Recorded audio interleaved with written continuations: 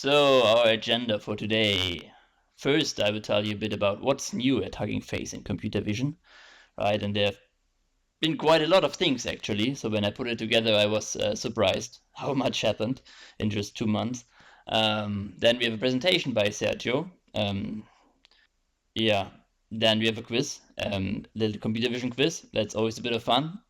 And then a hangout, so we can just talk about whatever.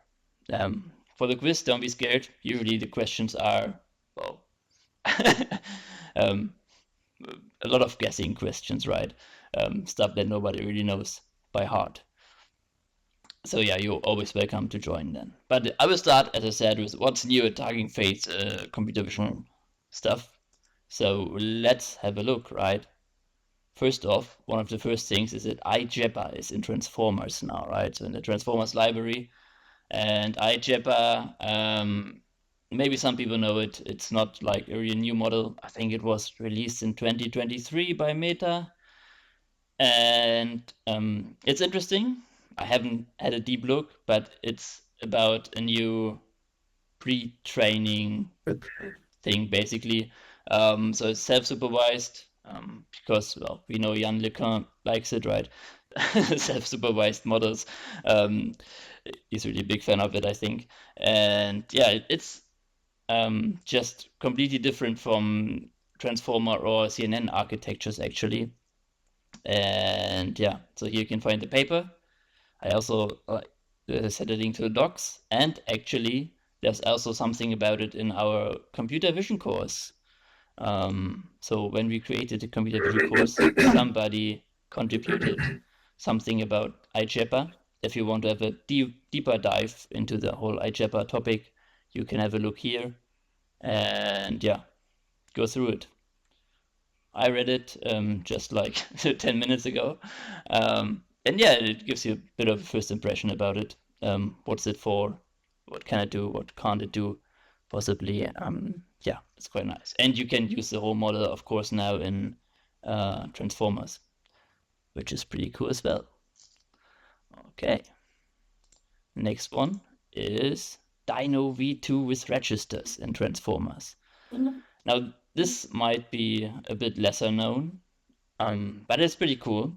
So maybe you know the Dino V2 model, which is basically a foundation model for computer vision, right? You can learn about, it learns features very well.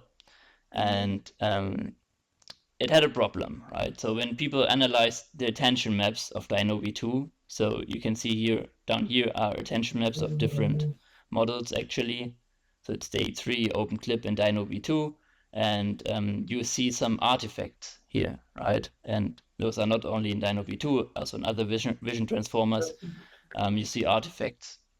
So what people figured out in the paper that introduces registers is that the models tend to use some tokens basically as storages for global information, right? So the model figures out, this token is not really important for like the overall task, so I would just use this token for something more important and store some global information about it, which is pretty interesting that models do this. And on the other hand, it degrades the performance, right? So what the people suggested in the paper is that you introduce registers. They are special tokens that are just exactly for this storing of global information, for example. And with the registers, the attention maps become a lot sharper, actually. So you can see it on the right side, right? So it's pretty cool if you want to use it. Yeah. So yeah, Dino V2 with registers is available in Transformers. You can just use it out of the box there. I also linked the model here. They have different sizes actually. So this one's large. There's also tiny. There's I think giant or something like that. Whatever you need, you can find it in Transformers. Yep. Dino V2, by the way, another Meta or Facebook or whatever you want to call it, model with self-supervised learning things, right? Yep. Oh, VidPost. Yeah, the next one is VidPost. So actually here you can see a video of someone doing some, I don't know, if it's dancing, dancing. And if you look close, you can see actually some green lines and some red dots. So that's pose estimation, right? The task of pose estimation is just figure out where some key points of a body are moving to and detect them in the image. And vidPose is a pretty strong model for that, and you can use it from transformers now. There's also a demo here, actually, and the demo is pretty good. You can use it for images on the one hand, like here, see green lines, and you also get like an output JSON where you have different key points and the bounding box, and you can use it for videos. Yeah, but I think you have to, you have to run it, and I think I'm out of 0 GPU credits, so I can't run it now. Yeah.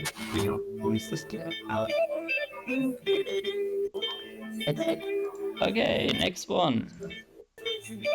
So there's a lot of new models in transformers. This is a bottom line for this. It's like SuperCLUE, for example. Also not a new model, but it made it to transformers now. And SuperCLUE is for image matching, actually, or key point matching, right? So when you have some key point detector and then you want to match images, like here, you can see this thing. The building back there is basically matched with this one here. And yeah, SuperCLUE, it's one of more traditional computer vision tasks, I would say. And I'm happy to see something like that in transformers as well, because I'm a big fan of classical computer vision. Yeah, and if you ever need it, you can find it in transformers. Then we've got GOT OCR, or GOT OCR in transformers. Actually it's GOT OCR 2. So already second version, and this one is pretty cool. So it's like a really, really good OCR model. Yeah, so it has different capabilities you can see here, right? So one is like scene text OCR, so when you just throw in some scene, a screenshot or some photo, it will get the text pretty well.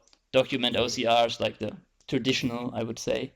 Fine-grained OCR is interesting because actually you can even say, you can mark part of the text with a blue box, for example, and then you can say, yeah, I just want the text from the blue box, and then it will give you just the text from the blue box. So you can actually tell it what to look at in an image. And then more general OCR, right? Which looks even more experimental. And there's also a demo for it right here. So I said I'm out of 0 GPU credit, but I will try it anyway. Maybe I'm back to some credit. So when we put in like this sheet, what's it called? Music sheet, sheet music, something like that.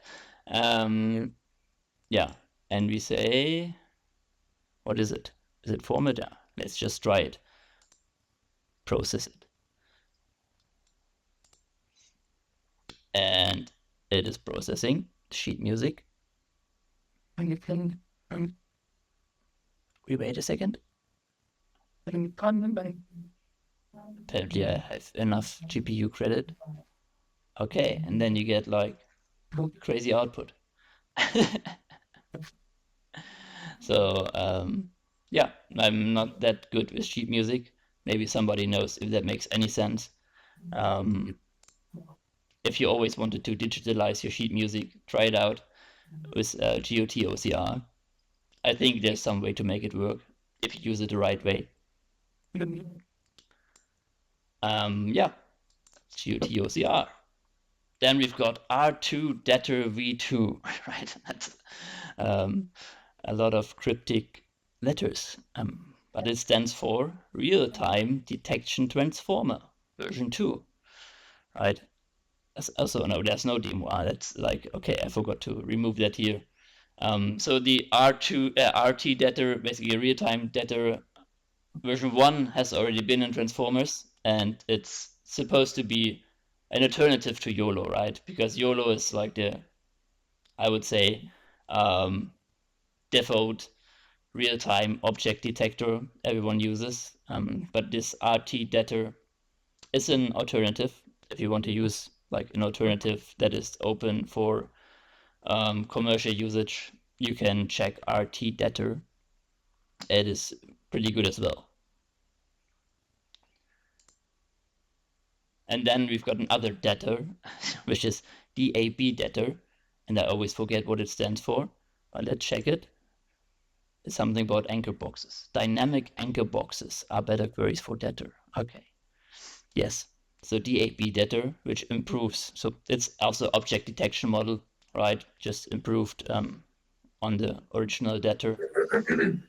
And there's also a demo right here. You can check it.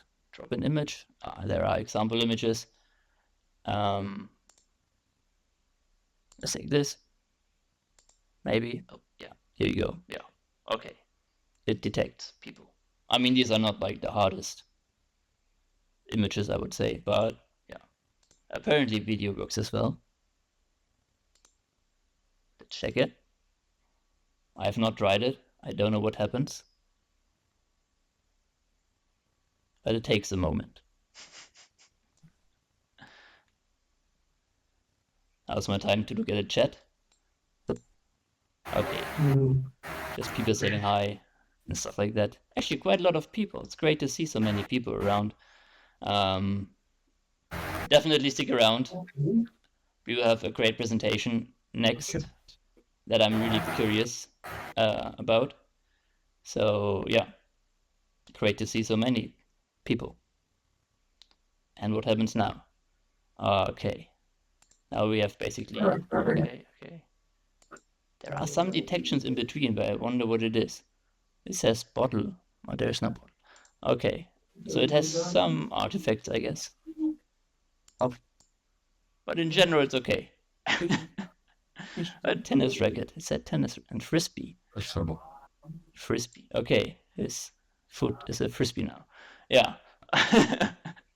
Well, probably you can just post-process it. Make it work better. Okay.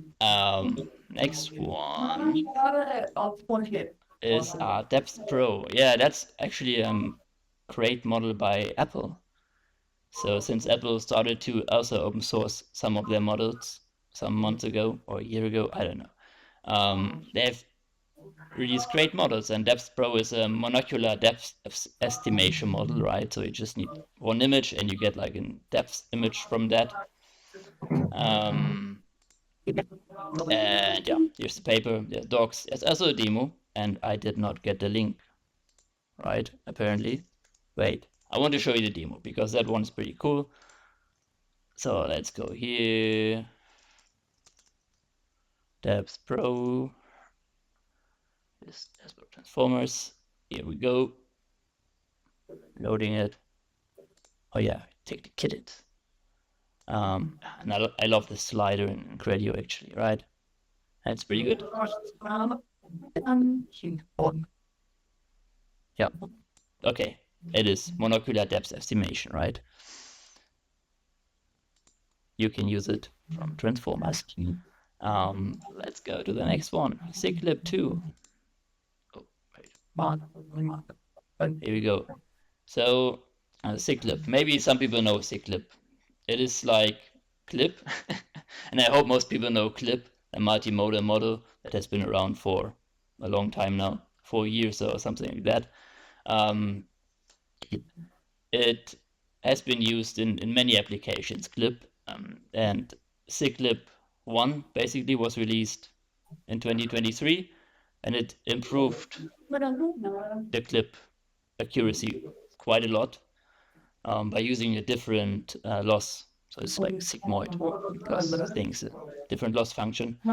And now they released a new one, Ciclip 2. Actually, they just released it and it's already in Transformers, so they work together to bring it in early. And yeah, if you ever have some application where you think, maybe that's something where I could use Clip, because I know Clip, It will probably work better when you use Ciclip 2 or Ciclip 1, but now that Ciclip 2 is there, why not use Ciclip 2, right? So yeah, if you ever need that, use Ciclip 2. And then now we get to like the Hugging Face releases, right? So there's small VLM. Maybe you know small VLM. It's like this really small vision language model. It has been small before. Now it's even smaller. So there are two new checkpoints introduced. The 256 million and 500 million checkpoints. And it's pretty cool actually. What I like especially is that they have a web GPU version, right? So you can go to this demo and it can actually, okay, when your web GPU is supported, I think it works in Chrome. I'm Brave now in a Brave browser. Maybe it doesn't work with Brave yet, or I have to set something. But usually, so web GPU lets you basically run the model on your machine from the browser, which is pretty amazing. And I tried it yesterday in Chrome, and it worked pretty well. So yeah, do check that out. There's also like the demo that runs in space here, running on 0. All right. And yeah, so it does work pretty well for its size. That's the amazing thing about small VLM, that it is pretty good and really small. So if you need something for like image captioning or something on like edge devices or just smaller or less powerful devices, small VLM is pretty cool. There's also a blog article about it from Hugging Face people. Yeah, you can check that. And talking about small VLM, they also released the second version of it, small VLM 2, right? And the main advantage of it is that it can also process video now. And there should be a link here, if it works. Oh, okay. I will go here and I will just type in small VLM2. I think there even is an iPhone app they released with it. And what was pretty amazing is this application here, where they said, okay, just throw in a video, like from a football match. It's like this 1 hour 40 minutes Real Madrid versus FC Barcelona, and then small VLM2 can generate a highlights video out of that. So it just takes it down to 2 minutes and 10 seconds. And the same over here for this Red Bull Rampage thing. And that was pretty amazing to see. So I didn't try it with my own videos yet, right? And here it says max 30 minutes. But yeah, especially for stuff like sports coverage and everything, and when you have like really long videos, that's a pretty cool application actually. Yeah, and small VLM to, if you need something to process videos, something small to process videos, that's a good thing to look at. Okay, wait a second. We go back in here. Yeah, I think it's just and then we had small agents, so maybe you know small agents, the agents library from Hugging Face, and it also got vision support, so you can use vision models now with small agents, which is cool. And oh yeah, there's a new task called Visual Document Retrieval, and yeah, so I'm not sure if everyone knows actually the tasks page, because if you go to the Hugging Face website, basically are on your homepage, the landing page, and then you can go here to tasks, and then you have like a lot of different tasks for multimodal, NLP, computer vision, audio, whatever, and then you've got models for it. So yeah, may have recently added the visual document retrieval one over here. Okay, it should be there. It's not right now. But it does exist, as you see. Yeah. And the last one I want to talk about is, of course, our community computer vision course, right? So I hope most people know about it, because I feel like that's kind of my baby, because it was my my idea at the start, this computer vision course. So if you go to learn Hugging Face, right, we've got this community computer vision course over here. And the amazing thing is that it was completely created by people from the community, right? So yeah, it was at the end of 2023. Actually, we had a Christmas sprint basically where we created a lot of content, and yeah, there's also a lot of new content that's not available yet, but it will be available very soon. Yeah, because we moved actually the repository, so it lived in my account in GitHub for quite some time, but the problem was that it could not be maintained from the Hugging Face side when it was in my account, and now we moved it to the Hugging Face org. Now it lives in Hugging Face org, and now it's easier to maintain from the Hugging Face people, and that will help us get all the new stuff out as well very soon. Okay.